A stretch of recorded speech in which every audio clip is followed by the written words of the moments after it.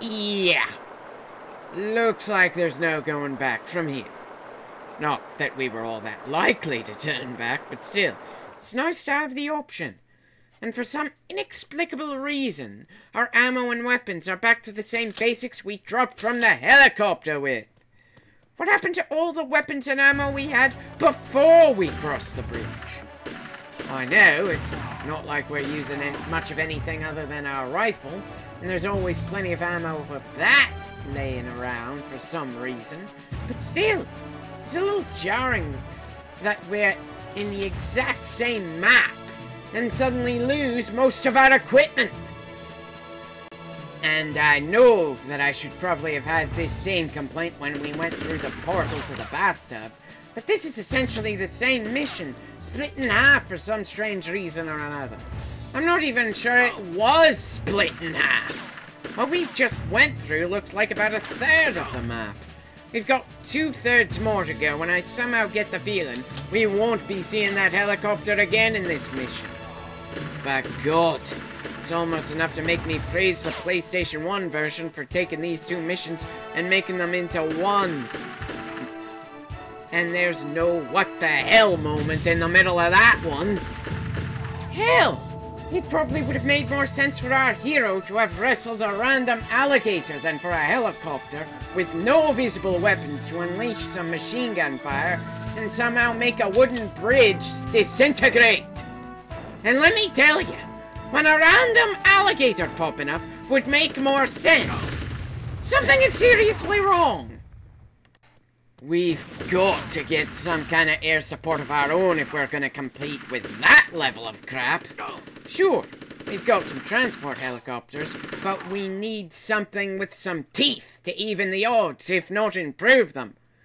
I kind of remember some high-altitude bombers in the old PC games, but I don't recall any combat helicopters or fighter craft from there. Just strange that the only aircraft we'll be seeing in this game and in the other Sarge's Heroes game are Hueys. Hueys with no obvious weapons, so I end up thinking of them as evac choppers, which makes me feel guilty shooting them down even when they're an actual threat.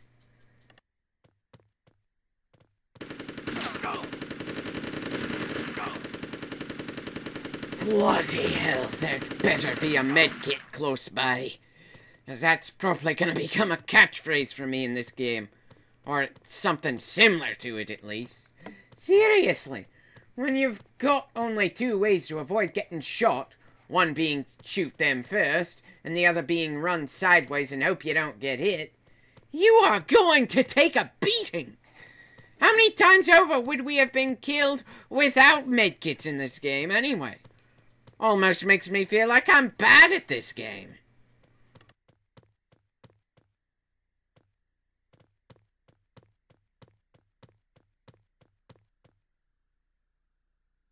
Finally, a medkit.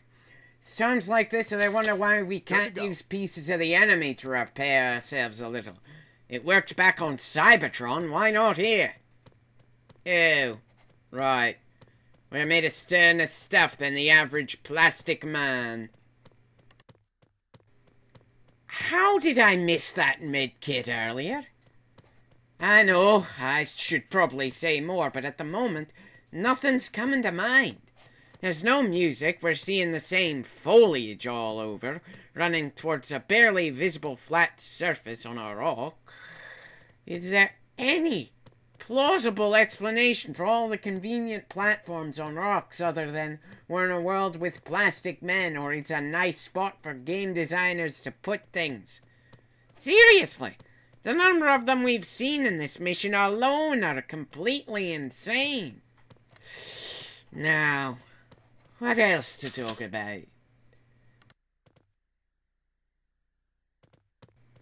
Finally, the music's back. I feel alive again. And look at that. Plenty of targets to kill. Considering the fact the enemy can't seem to aim upwards all that well, if at all, This is gonna be a slaughter. Considering the fact he has no chance to hit us with the angle of his gun, you'd think the bazooka man would either run away or at least conserve his ammo. Now, what are those tents made of? Seriously, shot by a bazooka and it didn't even shift with the wind or something? I would have expected it to at least catch fire like a tree would. Ah, well, not like that little detail makes the game worse or something. It's just another one of those things that makes me chuckle a little in hindsight. And while it's probably unfair to chuckle at the little details in a game made for the N64, it does help pass the time.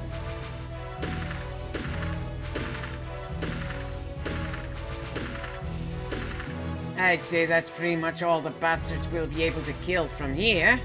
Now let's get down there and see if any more of the bastards come out to play. We're pretty close to the objective point. Wasn't the next objective to save a guy named Hoover? And it kind of feels like we should have found the guy in the previous mission. Seriously! All that happened in the previous mission was us arriving in the area and a bridge blowing up. Randomly. If we'd found another member of our squad while we were at it, then it might have felt a little more complete and able to stand on its own. As is, the previous mission just feels like they split one bigger one in half at a very strange point.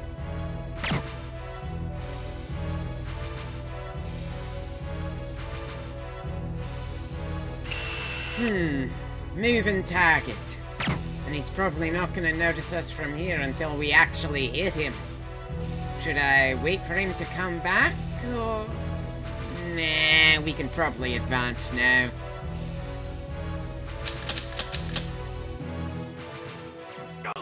What? Oh, that is just cheap. We've dealt with enemies in this game that couldn't notice us if we were shooting at them from point-blank range. And this guy manages to see us twice from a good distance away? Why the hell was that guy equipped with a sniper rifle, anyway? The guys on the cliffs needed that kind of weapon more, but from what I've seen, they've been holding standard rifles. Granted, the general incompetence among the enemy has allowed us to kill hundreds so far, but still, part of me prefers more worthy opponents. Enemies who can give us enough trouble to keep us on our guard, without having to resort to cheap tricks. Like spawning from nowhere and carrying anti-tank weapons to kill an infantryman. Still, regardless of my preferences for enemies, we will take down everything that stands in our way. What can I say? General Plaster is the kind of enemy leader that I've always felt pleasure taking down. I think there's one enemy left here. Once we deal with him, we'll check on Hoover.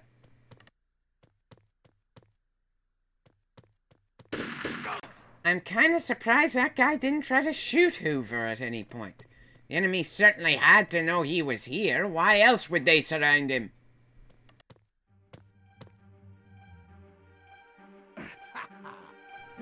It's not like he was safe. He was still deep in enemy territory. Wait. One of our teammates is named Thick? Yeah. Anyway. Hoover's main characteristic is he's a little on the cowardly side. There's not much more to it than that, really. And again, it's not like we need to know too much about each character, and it all comes together to be a fun world. I guess my only real complaint is Hoover doesn't make himself useful in the minefield we're about to enter. He just follows us rather closely, holding that minesweeper and never actually using it, forcing you to do his job for him. I can kinda buy why the other members of the squad never contribute to any of the fights. They can either make the gameplay horrendously easy by killing loads of enemies for you, or make it extremely frustrating when they charge ahead and get themselves killed. But Hoover, all Hoover would have to do is walk slowly ahead with his minesweeper, occasionally detect a mine, and you have to follow his path pretty closely. Instead, he pointlessly follows us to the next objective point, only to run away when he could have easily been one of the more useful allies in the game. Seriously, this is the largest minefield in the game. It's like this area was designed for Hoover to show his worth, and he dropped the ball. Not that him doing this same little job through this field would have made us go any faster, but still, can you blame me for seeing a missed opportunity? They could have even had more enemies in this minefield than that one we sniped from a long distance away. Yet I am honestly saying the game designers could have set up some kind of cheap, annoying little gauntlet here. It would have been more interesting than this not as tense as the music would suggest walk through about an eighth of the map. A map that for some reason was split into 2 different missions, and the first half pretty much felt like filler. Great, I hear a tank. And it spotted us immediately as we came up the hill. While he can't quite hit us yet, we don't have an angle to hit him either.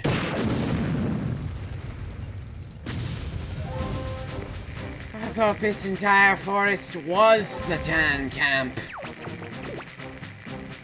The bridge is out. He can't do that. Wait, so the destroyed bridge is no problem for Hoover. They would certainly prevent the Sarge from backtracking? Can I get some consistency, please? Well, finding the portal is no problem. Getting to it, however, is going to be quite the trick, because this camp is about as full of enemies as the game will allow. First, let's take out that tank, and we can start picking off the enemy infantry from a safe distance.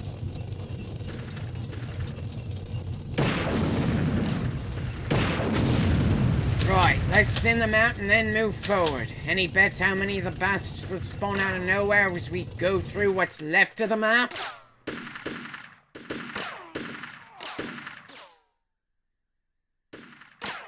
Okay, I'm not sure these two are even able to aim at us from that far away, so why are they shooting?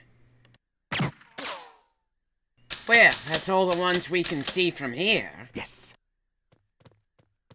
Oh, what a surprise. A guy with a bazooka coming out of nowhere. Still, that was a surprisingly believable point for the enemy to be hiding. And certainly better than the moments where a guy with a shotgun spawned right behind us for no reason at all. I severely doubt those are the last enemies of the mission, though. Why else would they give more ammo?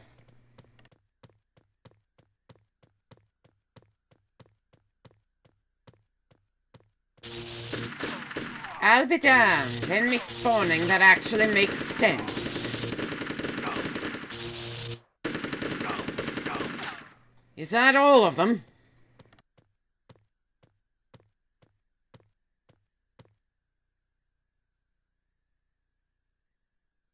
Considering the size of the area we've gone through, I'm surprised there weren't more of them.